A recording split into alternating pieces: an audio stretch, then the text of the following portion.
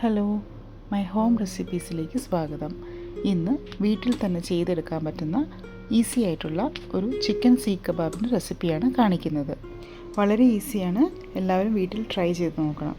ഇനി അതിനായി ഞാൻ എടുത്തിരിക്കുന്നത് ഒരു ഇലക്ട്രിക് ചോപ്പറാണ്. അതിലേക്ക് ഒരു 2.5 മുതൽ 3 വരെ സവാള, അത് നൈസായി ചോപ്പ് ചെയ്ത്.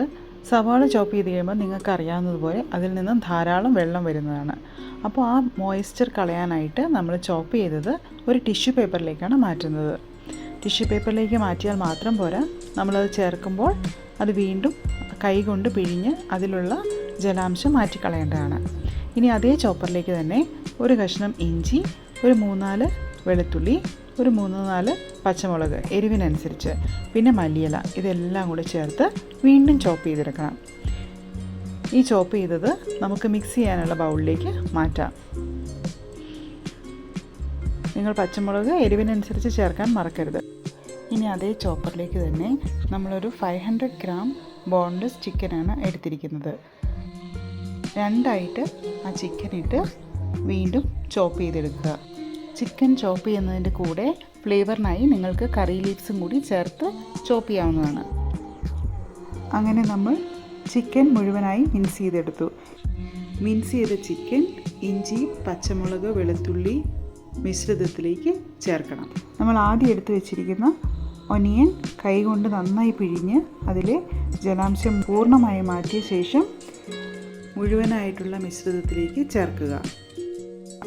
ഇനി നമുക്ക് കുറച്ച് സ്പൈസസ് ആഡ് ചെയ്യാം. അതിനായി 1 teaspoon chilli flakes, 1 teaspoon garam masala powder, 1 teaspoon pepper powder, 1/2 teaspoon jeera powder, 1/2 teaspoon turmeric powder, 1 teaspoon coriander powder,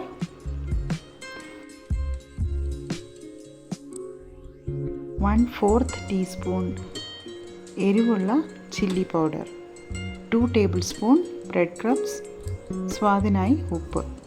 ഇത്രയും ചേർത്ത് കൈകൊണ്ട് നന്നായി മിക്സ് ചെയ്ത് നമുക്ക് കബാബിന് പറ്റുന്ന ഷേപ്പിൽ മോൾഡ് ചെയ്യാൻ അനുയോജ്യമായ രീതിയിൽ അത് മിക്സ് ചെയ്തെടുക്കണം.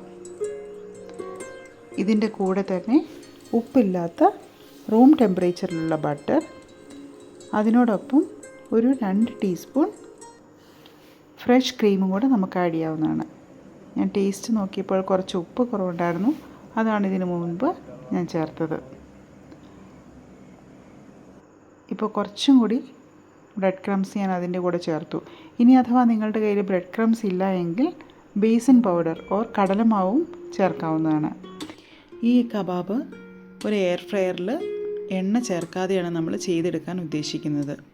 എണ്ണ ചേർക്കാതെ ചെയ്ത കബാബ് ടേസ്റ്റിനായി നമുക്ക് 2 ടീസ്പൂൺ ബട്ടർ ചേർത്ത് ഒരു തവയിൽ ഒന്ന് ടോസ്റ്റ് ചെയ്തെടുക്കാം. അപ്പോൾ ഇതെല്ലാം നന്നായി ഷേപ്പ് ചെയ്ത് സെറ്റാക്കി വെക്കുക. നമുക്കിത് പല ബാച്ചസ് ആയിട്ട് ഫ്രീസറിൽ വളരെ നാൾ സൂക്ഷിക്കാവുന്നതാണ്. ഇന്നത്തെ ഒരു ബാച്ച് മാത്രമേ ഞാൻ ചെയ്യുന്നുള്ളൂ. അതിനായി ഒരു എയർ ഫ്രയറിൻ്റെ പ്ലേറ്റിലേക്ക് ഡിസ്പോസിബിൾ പേപ്പർ പ്ലേറ്റ് വയ്ക്കുക. അതിനുശേഷം ഈ കബാബുകൾ ഓരോന്നായി അടുക്കി വയ്ക്കുക. ഇതൊരു 200 ഡിഗ്രി സെൽഷ്യസിൽ 20 മിനിറ്റ്സാണ് നമ്മൾ ബേക്ക് ചെയ്തെടുക്കേണ്ടത്. 10 മിനിറ്റ്സ് കഴിയുമ്പോൾ ഓഫ് ചെയ്ത ശേഷം തിരിച്ച് മറിച്ചിട്ട് വീണ്ടും 10 മിനിറ്റ്സും കൂടെ ബേക്ക് ചെയ്തെടുക്കാവുന്നതാണ്. അപ്പോൾ അതിന് മുമ്പ് അൺസോൾട്ടഡ് ബട്ടർ മെൽറ്റ് ചെയ്ത് നമുക്കൊന്ന് ബ്രഷ് ചെയ്ത് കൊടുക്കാം. അപ്പോൾ ഇതൊരു 10 മിനിറ്റ്സ് ഇരിക്കട്ടെ. 10 മിനിറ്റ്സ് കഴിയുമ്പോൾ തുറന്നിട്ട് അതൊന്ന് തിരിച്ചിട്ട് കൊടുക്കുക. അതിനുശേഷം അടുത്ത ഒരു 10 മിനിറ്റ്സും കൂടെ വയ്ക്കുക. അപ്പോഴത്തേനും കബാബ് നമുക്ക് റെഡിയായി കിട്ടിയിട്ടുണ്ടാവും. അത് നേരിട്ട് ഉപയോഗിക്കാവുന്നതാണ്.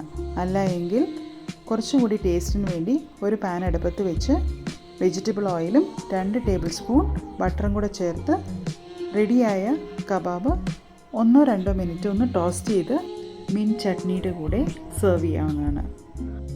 എല്ലാവർക്കും വീഡിയോ ഇഷ്ടപ്പെട്ടു എന്ന് കരുതുന്നു. Thank you for watching. Thank you.